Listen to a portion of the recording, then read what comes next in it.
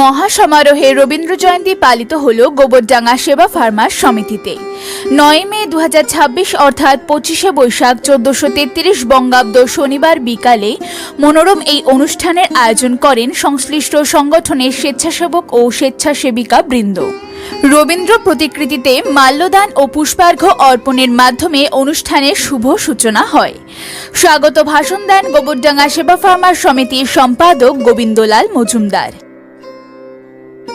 অনুষ্ঠানের দ্বিতীয় পর্বে রবীন্দ্র বন্দনায় অংশগ্রহণ করেন পৌলমী মজুমদার, পৃথা সাধুখা, প্রতিমা চক্রবর্তী, সমাদৃতা দাস, অনিশ সাধুখা, আহিলি সরকার, শ্রেষ্ঠাংশ সাধুখা, ঐশী ভদ্র, বিবর দত্ত, বৈশাখী সাহা, ঐশানী সাধুখা, নবকুমার বিশ্বাস, প্রবীর কুমার হালদার, পৌশালী মজুমদার, গৌতম মণ্ডল, স্বপন কুমার বালা, কিয়া দেবনাথ, সম্পূর্ণা দে, কালীচরণ সর্দার, বাসুদেব মুখোপাধ্যায় প্রমুখ।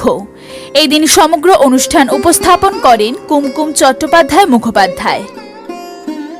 সুদিন গোলদারের রিপোর্ট, নিউজ প্রতিধ্বনি, উত্তর 24 পরগনা।